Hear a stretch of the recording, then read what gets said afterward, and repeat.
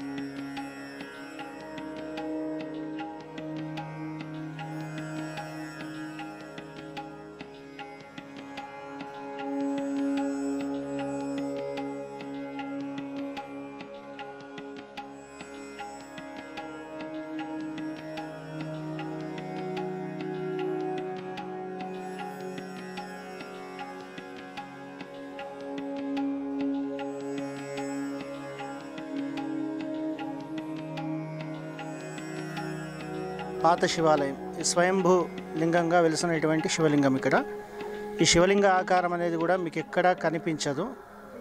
చాలా విశేషమైనటువంటి శక్తివంతమైనటువంటి శివలింగం ఇక్కడ ప్రతి సోమవారాలు కానీ మాస శివరాత్రులు కానీ భక్తులు అధిక సంఖ్యలో వచ్చి ఇక్కడ స్వామివారికి భస్మాభిషేకం చేయిస్తూ ఉంటారు। ఇక్కడ స్వామివారికి ఏమిటంటే భస్మంతో అభిషేకం చేసినట్టయితే ఎలాంటి సమస్యలు ఉన్నా కానీ తొలగిపోతాయి అనేటువంటి ఒక ప్రగాఢమైనటువంటి విశ్వాసం ఉంది భక్తులకి। కావున అందరు భక్తులు వచ్చి ఇక్కడ అభిషేకం చేయడం అనేది జరుగుతుంది। అదేవిధంగా ఈ రోజున మహాశివరాత్రి కాబట్టి భక్తుల అధిక సంఖ్యలో ఉదయం నుంచి చాలామంది ఇప్పటి వరకు కూడా ఉదయం 6 గంటల నుంచి దాదాపు ఇప్పటి వరకు కూడా కొన్ని వేల మంది భక్తులు వచ్చి స్వామివారిని దర్శించుకోవడం అభిషేకం చేయించుకోవడం అనేది జరిగింది। ఇక సాయంకాలం వరకు దాదాపు 1,00,00,000 వరకు భక్తులు రావచ్చు ఇక్కడ స్వామివారిని దర్శించుకోవచ్చు। భక్తులందరికీ మా కాలనీ వాసులు మా జొన్నబండ శివాలయము శివానగర్ వాసులందరికీ మహాశివరాత్రి శుభాకాంక్షలు। మా ఆలయంలో ప్రత్యేకత ఏంటంటే మా శివలింగము ప్రపంచంలోనే అరుదైనటువంటి శివలింగము ఇది జొన్నబండ పాత శివాలయం ఓల్డ్ అల్వాల్ సికింద్రాబాద్ తెలంగాణ।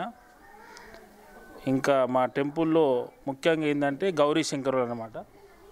వాళ్ళు కూడా గౌరీ శంకరులు కూడా మనకు తెలంగాణలో ఇక్కడ కూడా లేరు, ప్రతిష్ట అనేది మొన్ననే మేము సెప్టెంబర్లో జరిగింది। ఇంకా ఈ శివలింగము మనకు ఏంటంటే మేము ప్రత్యేకత ఏంటంటే ఇలాంటి ఎవరు భక్తులు వచ్చినా కానీ ఇలాంటి శివలింగం ఎక్కడ కూడా చూడలేదు మేము ఇంతవరకు మా లైఫ్లో అని ఒక స్పెషల్గా అని చెప్తారు భక్తులందరూ కూడా। మా పంతులు గారు ఇక్కడ విశేషమైన పూజలు చేస్తూ గౌరీ శంకరుల ప్రతిష్ట కూడా చేసినప్పటి నుంచి మహా అద్భుతంగా జరుగుతుంది ప్రతి పండుగ ఇక్కడ। ఎస్పెషల్లీ మాకు శివరాత్రి రోజు నాడు భక్తుల సంఖ్య అనేది ఇయర్ బై ఇయర్ కంటిన్యూస్గా మాకు భక్తుల సంఖ్య చాలా పెరిగింది, చాలా సంతోషంగా ఉంది। అండ్ నాట్ ఓన్లీ మహాశివరాత్రి ప్రతి సోమవారం నాడు మాకు ఇక్కడ విశేష పూజలు జరుగుతాయి, అభిషేకాలు జరుగుతాయి। ఎస్పెషల్లీ ఆన్ శివరాత్రి రాత్రి 12 గంటలకు మాత్రం మహారుద్రాభిషేకం జరుగుతుంది। అది లింగోద్భవ వేళ అన్నిటికంటే ముఖ్యంగా శివయ్య మహత్యం చాలా ఉంది। శివ మహత్యం తోడు అన్నిటికంటే ముఖ్యంగా మన పురోహితులు రాజశేఖర్ శర్మ గారు ఎంత అంటే అసలు వారు చేసిన కృషి ఫలితంగానే ఇంత అద్భుతంగా ఇట్లా రూపుదిద్దుకుంది శివాలయము. వారితో పాటు వారికి సహకరించిన కమిటీ మెంబర్స్ వాళ్ళు కూడా చాలా చాలా సహకరిస్తున్నారు. ఎంతో బాగా అసలు ప్రతి మాసంలో మాస శివరాత్రి అని వస్తుంది. శివరాత్రియే కాదు, ప్రతి మాసంలో వస్తుంది. ఆ శివరాత్రి రోజు 1,00,000 పుష్పాభిషేకం చేస్తారు. చూడడానికి అసలు కన్నులు జాలవనుకోండి, ఎంత అంటే అసలు చాలా సూపర్ ఉంటుంది.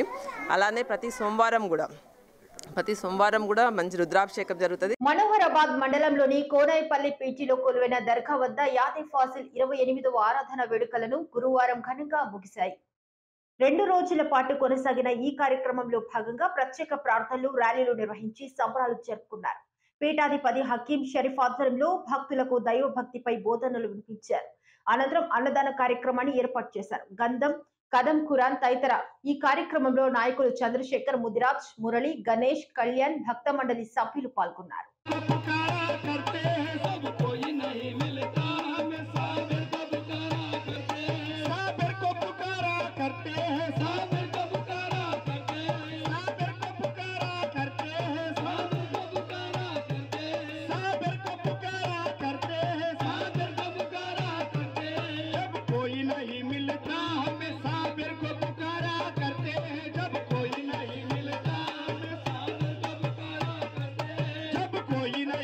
హన్మకొండ జిల్లా పరకాల పట్టణంలోని శ్రీ భవానీ కుంకుమేశ్వర స్వామి ఆలయంలో మహాశివరాత్రి పర్వదినాన్ని పురస్కరించుకొని ప్రత్యేక పూజలు చేసిన పరకాల ఎమ్మెల్యే రేవూరి ప్రకాష్ రెడ్డి.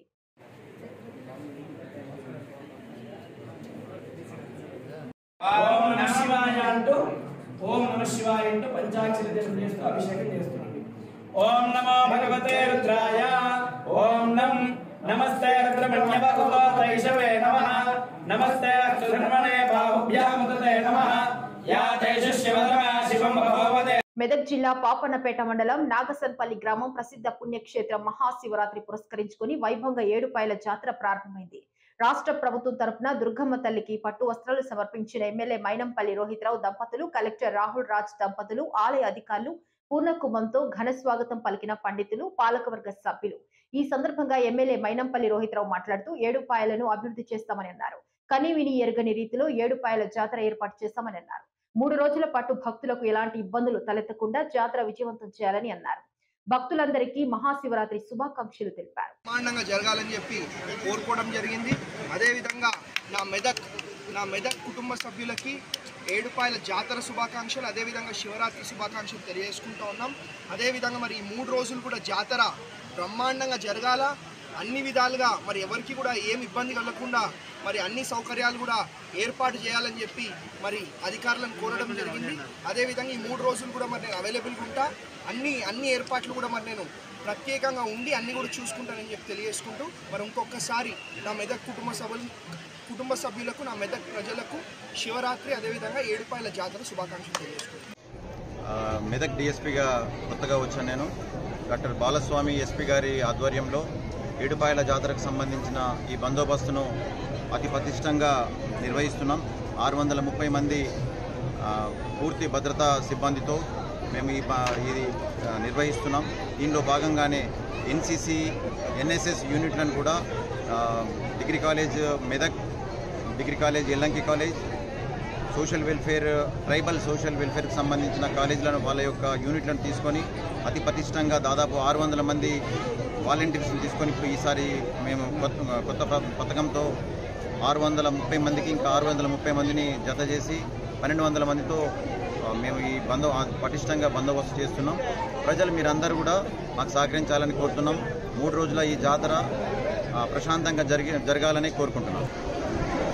మైనంపల్లి రోహిత్ గారు అమ్మవారికి పట్టవస్త్రాలు సమర్పించడం జరిగింది.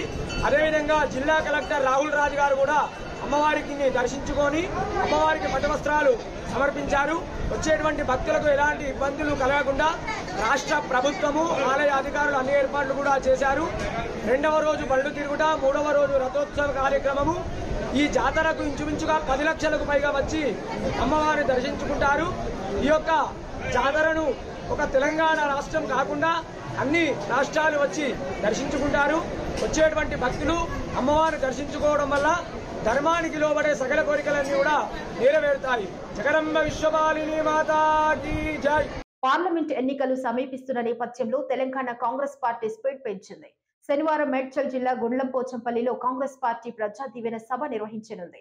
సీఎం రేవంత్ రెడ్డి పాల్గొని సభ ఏర్పాట్లను జిల్లా నాయకులు పర్యవేక్షించారు. ఈ సందర్భంగా విలేకరుల సమావేశంలో వారు మాట్లాడుతూ పార్లమెంట్ ఎన్నికల సందర్భంగా మేడ్చల్, మల్కాజ్గిరి సెగ్మెంట్ లోని 7 నియోజకవర్గాల నాయకులు సీఎం రేవంత్ రెడ్డి సభలో పాల్గొన్నట్లు వారు తెలిపారు. మల్లారెడ్డి లాంటి అవినీతి పరులకు కాంగ్రెస్ పార్టీలో స్థానం లేదన్నారు. దొంగచాటున ఎంత ప్రయత్నించినా మాజీ మంత్రి మల్లారెడ్డి కాంగ్రెస్ లోకి చేరనివ్వమని స్పష్టం చేశారు. నేను అదే చెప్తున్నా కదా, గవర్నమెంట్ ల్యాండ్స్, వక్ఫ్ బోర్డ్ ల్యాండ్లు, అసైన్మెంట్ ల్యాండ్లు ఏవేవి కబ్జా పెట్టారు. ఇప్పుడు ఇంకోటి ఏంటంటే ఇటువంటి తీస్తే దాదాపు 100 ఎకరాలు స్వాహా చేసిండి మల్లారెడ్డి గారు.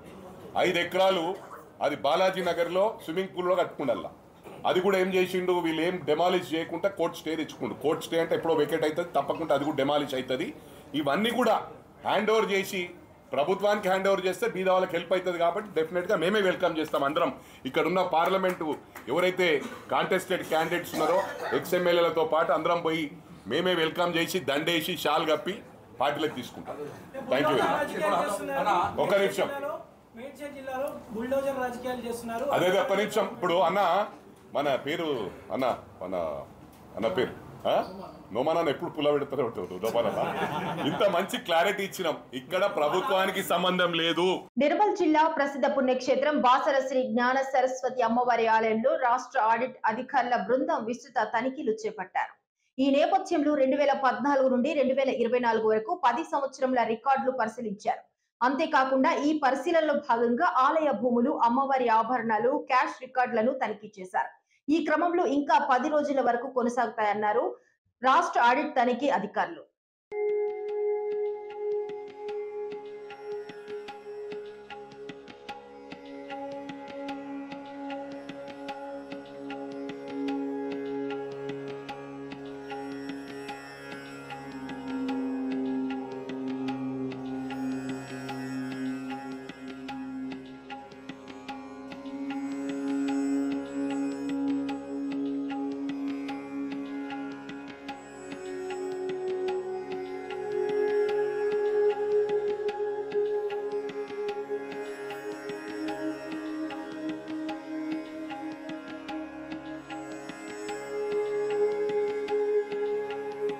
ఈ రోజు సాయంత్రం మేడ్చల్ జిల్లా గుండ్లపోచంపల్లి మున్సిపాలిటీ పరిధిలో జరిగే సీఎం సభ ఏర్పాట్లు సర్వం సిద్ధం చేశారు.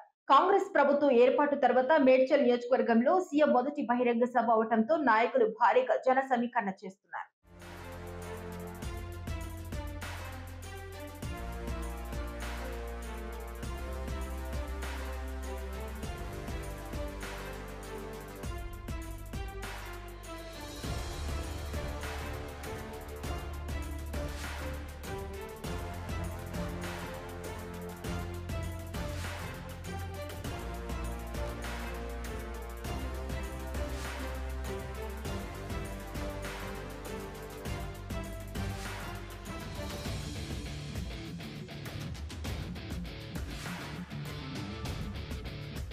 అల్వాల్ కాంగ్రెస్ కార్యకర్తలు అల్వాల్ ఉప కమిషనర్ శ్రీనివాసరెడ్డి విధులకు ఆటంకం కలిగించిన బీఆర్ఎస్ నేతలపై విరుచుకుపడ్డారు. ఈ కార్యక్రమంలో కాంగ్రెస్ నేతలు పాల్గొన్నారు.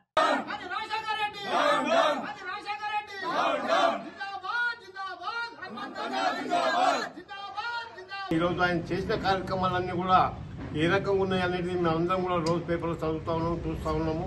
మరి అదేవిధంగా అనుకుంటుండేమో ప్రజలు ఒక కమిషనర్ అన్నప్పుడు ఆయన బాధ్యత ఏంటంటే ప్రజలకు సేవ చేయడానికి మాత్రమే ఆయన ఉంటాడు. సరే రాజకీయంగా సేవ చేయాలి, చెప్పినప్పుడు చేస్తాడు, చెప్పినప్పుడు ఆయన చేయకపోతే ఆ విధంగా చెప్పాలి. కానీ ఆయన ఇష్టానుసారంగా ధర్నా చేస్తూ మళ్ళీ వచ్చి అన్ని కార్యకర్తల ముందు ఏదైనా పెద్ద ఎమ్మెల్యేలు కార్యకర్తలు అంత చూడండి ఆయన ఎట్లా ఇదిగా మాట్లాడుతున్నాను ఒక విధం చూడాలని అనుకున్నాడు. నాకు అర్థం కాదు ఆయన. కానీ ఒకటి ఆయన మాట్లాడే విధానం చాలా ఖండిస్తున్నాం మేము. ఎందుకంటే ఒక ఎమ్మెల్యేగా ఉండి ఆ రకంగా మాట్లాడమనేది ఒక పద్ధతి కాదని నేను మనవి చేసుకుంటున్నాను. ఎల్ఆర్ఎస్ గురించి మన మిత్రుడు యాదగిరి గారు చెప్పినట్టు చాలా క్లుప్తంగా వివరించారు.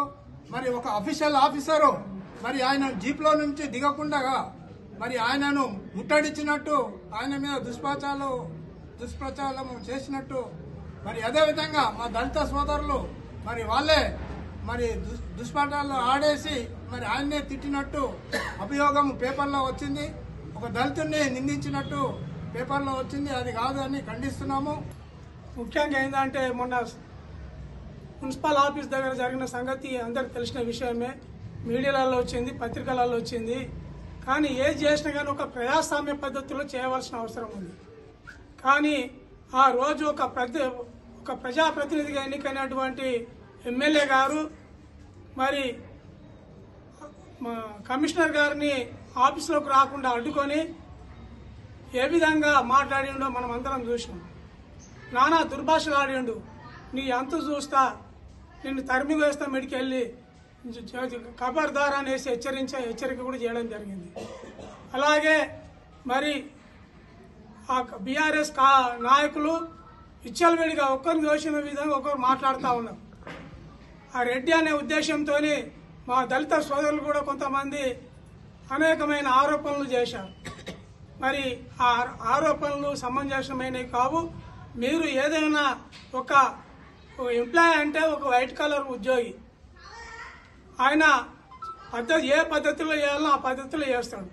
కానీ వీళ్ళంతా ఇష్టం వచ్చినట్టు మాట్లాడి దుర్భాషలాడి చేయడము అది తీవ్రంగా కాంగ్రెస్ కుటుంబం నుంచి ఖండిస్తా ఉన్నాం. అంత మంచిగా డ్యూటీ చేసుకుంటా అంత మంచిగా ఉంటే ఆయన లోపలికి పోనీయకుండా గేట్ కాని అడ్డుకోవడం ఇది ఎంత మాట కరెక్ట్?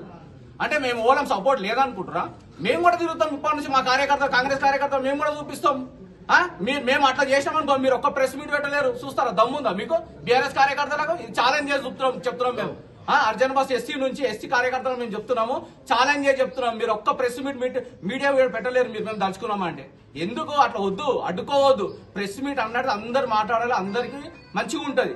అందు గురించి అందరు ఏదైనా సమస్య నుండి చెప్పుకోవాలి. కానీ సొంతం స్వార్థం కోసము ఇవన్నీ చెప్పడం కరెక్ట్ కాదు కదా. ఒక్కో పెద్ద మనిషిని అంటారు. నీ బతికేంద్ర పోయి ఇవాళ ఫ్రాంక్ ఇట్లా మాట్లాడుతున్నావు. నీ బతికేంద్ర నువ్వు ఎంత ఏం చేసినావు చెప్పురా? ఎవ్వరికన్నా న్యాయం చేసినావా? నీ ఎంబడి ఉన్నారు అంతమంది, ఎవ్వడన్నా ఒకరిని చేసినా అడరా. అంత స్వార్థపరులే.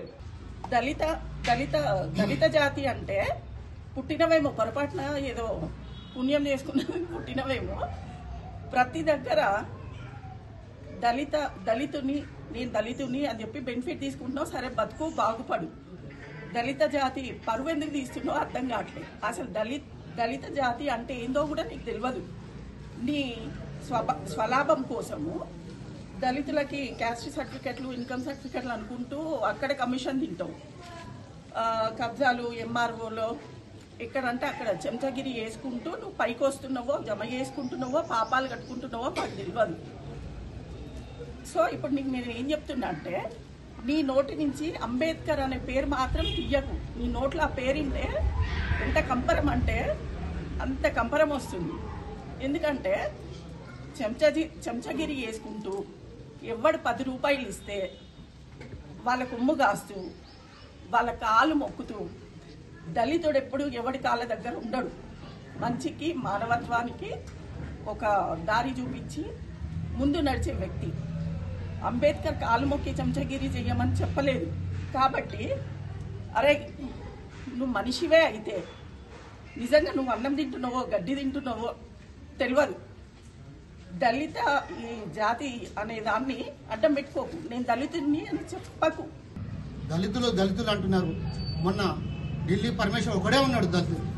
ఇక్కడ చూడండి, మీడియా ముఖంగా చెప్తున్నాం సోదరులారా, ఇక్కడ 30 మంది ఉన్నాం. ముగ్గురు అంటే ముగ్గురు లేరు. గన్మెన్లతో నడిచిపెడితే ముగ్గురే ఉంటారు ఎప్పుడు చూసినా. గంగెత్తులో నెంబడి ముగ్గురు పోతాడు చూడు. అట్లా తప్ప అట్లా ఎవ్వరు లేరు. దళితుడు నువ్వు ఒక్కనే దళితుడువా? ఇప్పుడు రండి, ప్రెస్ మీట్గా చెప్తున్నాం. మీ ఎమ్మెల్యే ఎంత చేసిండో, మీ మల్లారెడ్డి ఎంత చేసిండో. ఎల్ఆర్ఎస్ అంటున్నారు. ఎల్ఆర్ఎస్ ఎవరు తీసుకొచ్చారు? 10 సంవత్సరాలు పరిపాలించింది మీరు కాదా? 10 సంవత్సరాలు పరిపాలిస్తుంది మీరు కాదా?